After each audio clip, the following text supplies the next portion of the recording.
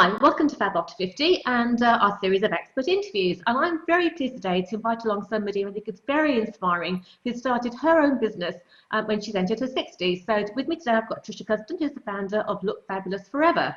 Hello, Tricia.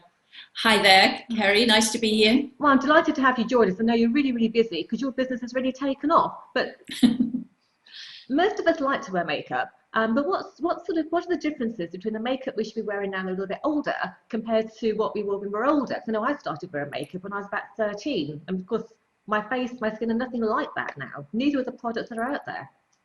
Yeah, exactly. I think I could best answer that question from personal experience. I think as I got older, I wanted my skin still to look sort of dewy and fresh, but I needed something that would cover what were quite a lot of problems that I had. So I had the odd age spot, I'd got quite uneven skin tone.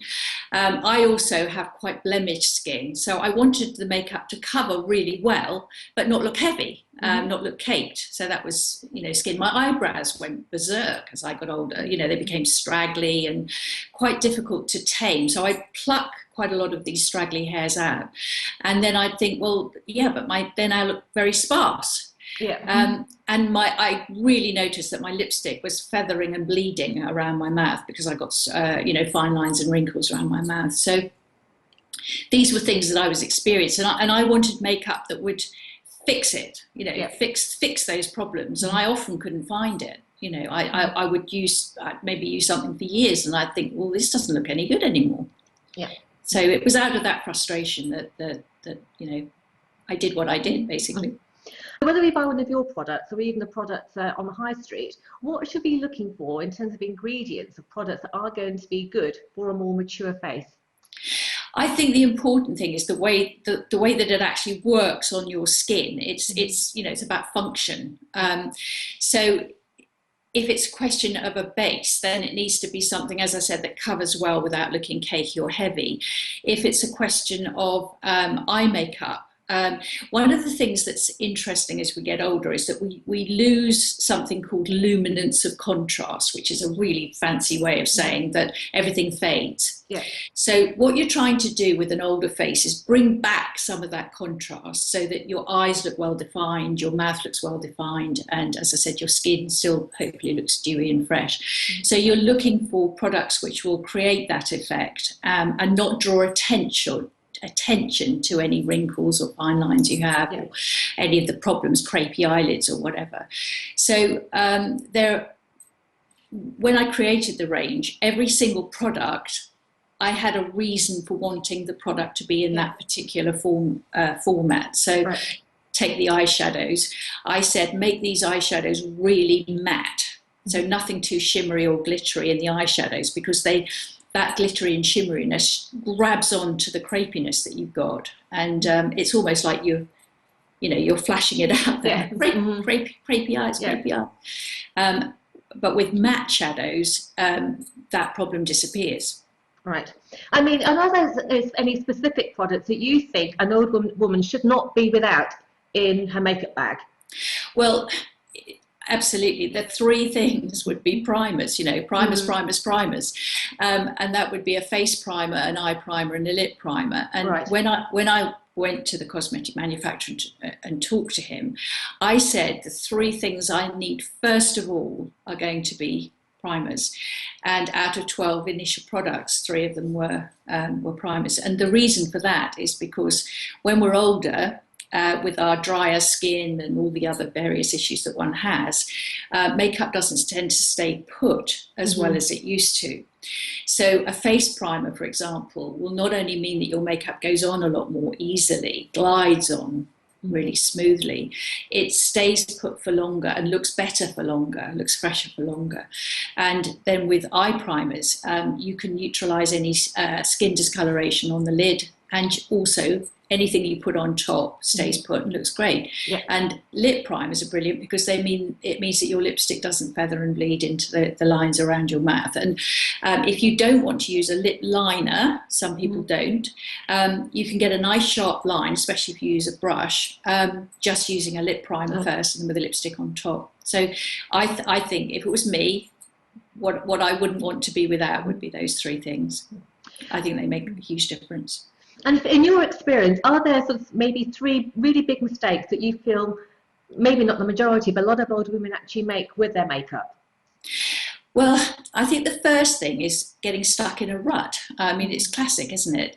You've perhaps used the same products, or you've used them in the same way to create the same effects, maybe for years. I mean, I was a teenager in the 1960s. So if you look at what was popular in the 60s, really heavy eye makeup, especially really heavy, eyeliners. And it's very tempting as we get older to think, well, I like heavy eye makeup, I like that look, but it may not be a good idea as you get older. So being stuck in a rut, not reappraising your makeup regularly, not perhaps looking at what's, currently fashionable.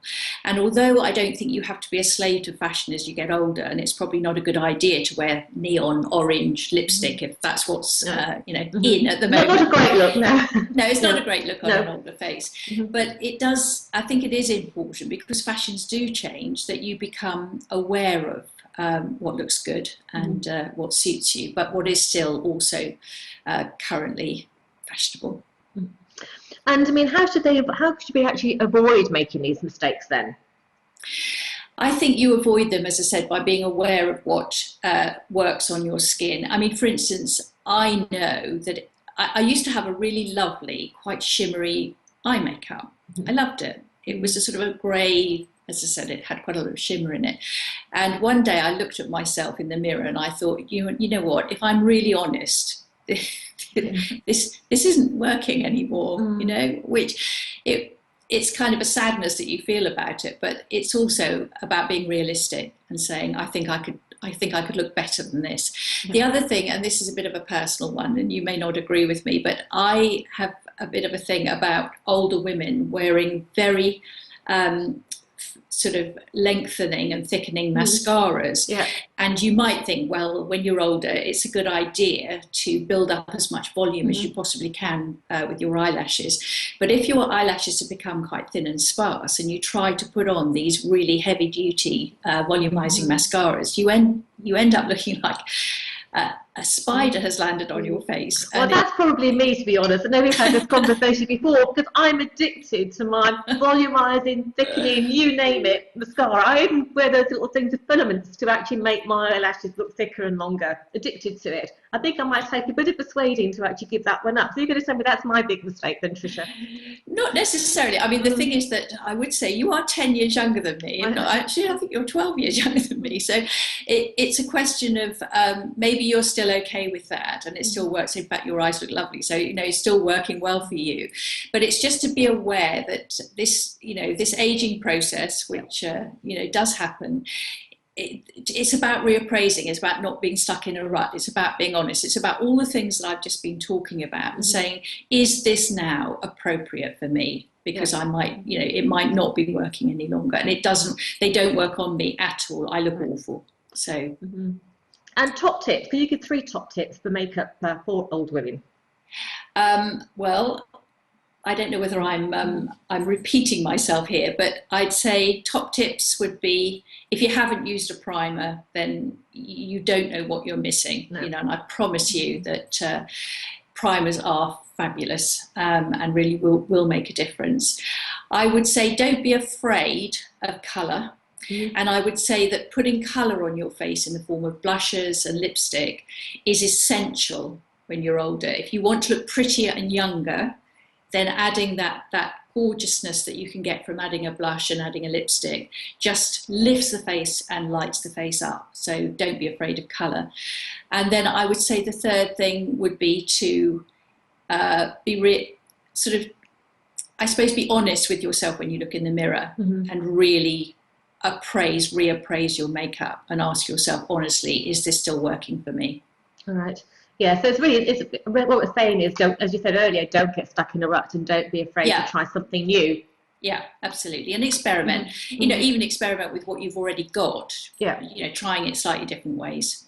And I suppose with that, there are video tutorials out there, like that, even like the ones we have. You have obviously yours to support your products and show different techniques to apply them. That would be terrific for anybody not sure what to do, to try something new, wouldn't it? Well, absolutely. And what's lovely about this business is the feedback that we get. So the emails that we get from customers, and they invariably mention the video tutorials. Mm-hmm. They invariably mention that it's given them ideas, that it's helped them, yeah, and that it's also helped them to take risks so that they have tried something new. Mm. And I love the fact that, you know, what we're doing is we're helping to, educate's quite a heavy, yeah, word, but at least we're helping to show women there are, you know, ways to do it, and it works. You know, that's what's so great. And I suppose also the thing with makeup, it's not like if you try a dramatic new hairdo, you're stuck with it. At least with makeup, you just have to go into the bathroom and take it all off and start again. So what's to lose, really? Absolutely. I think one of the reasons that I was really keen to start a makeup company, as opposed to skincare, which is of course terribly important, is that it can take 2 months, 3 months before you get any benefit from using a skincare regime if you start a new one. Makeup's instant. It either looks fabulous or it doesn't. Yeah. And I just love the instant effect that you get from wearing lovely makeup. Yeah. You know, you get up in the morning, you look in the mirror and you think, thank goodness, in about half an hour, when I've, you know, done my, cleansed my face, put my moisturizer on and put my makeup on, I'm going to look fabulous forever. We've got the same, isn't it, really? 100 times better. Yeah. Yes. What a relief. We mentioned your primers earlier. Other hero products in your range, which are the ones that you're finding your customers keep coming back for, that they feel most positive about? We've got, well, apart from the primers, as you say, we've got a couple of other hero products. One that goes out with practically every order is called Silver Mist Lid Colour. Mm-hmm. And I think the reason that's so popular and people love it is because it's featured in the video that we made, Define Your Eyes and Lips, the first video we made. And it just shows how beautiful it is. And it's a lovely, it's almost going against what I said about shimmer, but it has a slight effect in it which kind of lights your whole eye up, eye area up. You kind of put it in this sort of inner corner here, and it's really pretty colour. It's beautiful. And the second one is something which I've got in my hand here, and it's kind of, I almost need to show you, but it is absolutely brilliant, and it's our brow shape. So it comes with this extremely fine brush, and it's kind of like a liquid paint. And what's brilliant about it is that you can just use it with very fine feathery strokes. We do have a video showing you how. And it creates the most amazingly natural looking brow. And that's what I love about that, because when people get this and you start using it, they say things like, wow, this is the best thing you know I've ever used. So we sell a lot of those because it's very popular. Well, thank you so much for sharing all that with us today. And if people want to actually go to your website and look at your videos, they need to go to the website first or YouTube?